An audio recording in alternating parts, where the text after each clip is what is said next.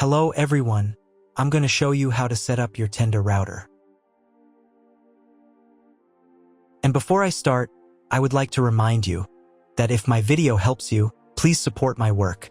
I send half of all donations to animal shelters. All the details are in the description below. The first step is to turn on the router. Take the power adapter. Plug one end of the power adapter into a wall outlet. Connect the other end to the router.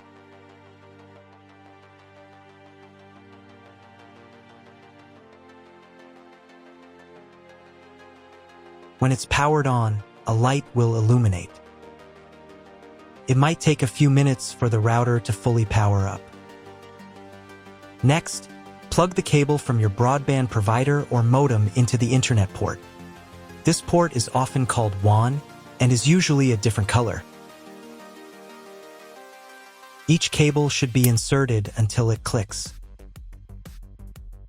Now you should reset the router to its factory settings. Hold down the reset button on the router for 10 seconds. Wait for the lights on the router to begin flashing. Occasionally, this button can be found inside the router casing to avoid accidental presses. Use a slim object to press it down.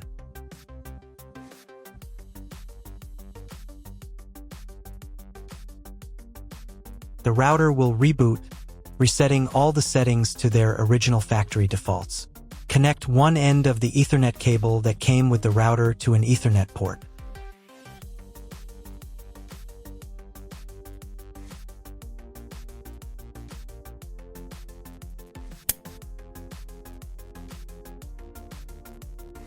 Connect the other end to your computer or laptop's Ethernet port.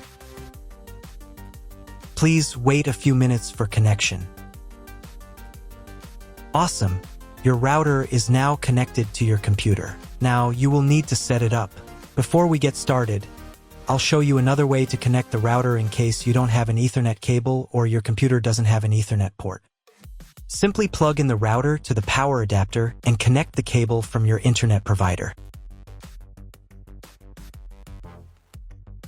This will turn on the Wi-Fi. If the router is new and hasn't been set up yet, the Wi-Fi network will be named after the router itself.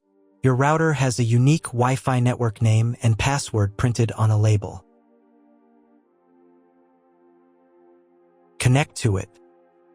Great job connecting to the router. Now let's move on to the setup process. First, open your web browser and visit the URL you see on the screen. Use the URL bar instead of the search bar.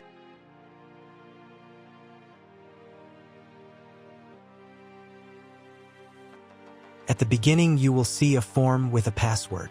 Usually it is admin or password. If these credentials are wrong, then find label on your router. The credentials are often printed on the bottom of the device.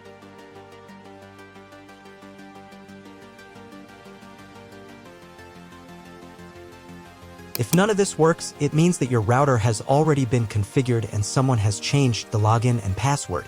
If you can't find out the login credentials, just reset the router to factory settings. And then log into the router's personal cabinet using the standard credentials.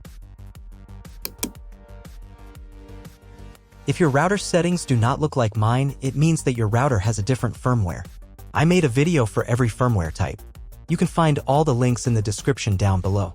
I want to warn you right away that there are many firmware versions and they may differ slightly. But don't worry, you will succeed, just watch the video and follow the instructions. So, at the very beginning, you will see the setup wizard, which will help you configure your internet connection. First, the router will try to automatically detect your connection type. You can also select your connection type manually. All this information can be found in your contract with the internet provider. If you have a static IP address, select it and enter the required information. This type is applicable if you are assigned a fixed IP address for accessing the internet. If you have PPPoE, choose this option and enter your username and password. If you're not sure what type of connection you have, then select this option. It's the most common type. Next, come up with a name and password for your future Wi-Fi network. The password must be at least 8 characters long. Then click the OK button. If you were connected to the router via Wi-Fi, reconnect to the network using the new settings. After the basic setup, you should be redirected to the router's main page. Now you need to restart the router. But first, I recommend updating the firmware for stable performance. Here you can change the router's interface language. I'll keep it in English. Go to the administration menu.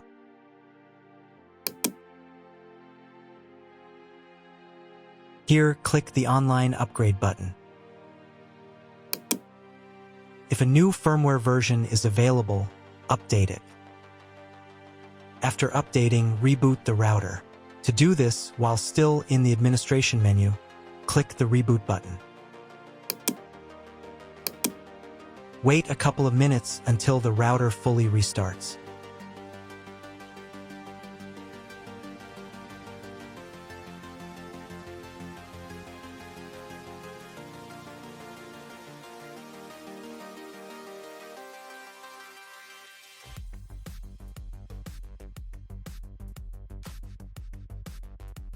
Now check if the internet is working.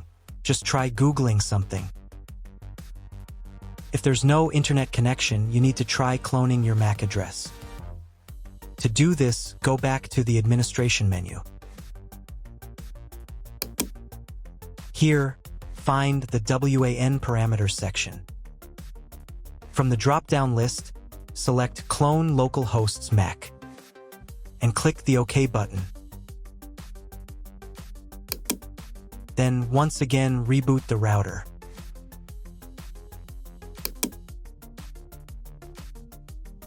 Wait a few minutes for the router to fully power on.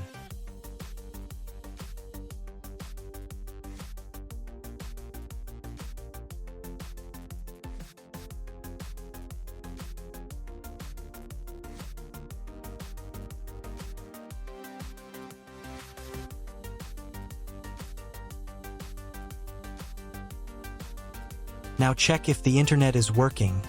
Just try Googling something. If the internet still doesn't work, at this point you need to call your internet provider. They will tell you exactly what type of connection you need and what additional parameters to set. That's all. If you found my video helpful, please support my work. Half of all donations I send to animal shelters. All details are in the description down below.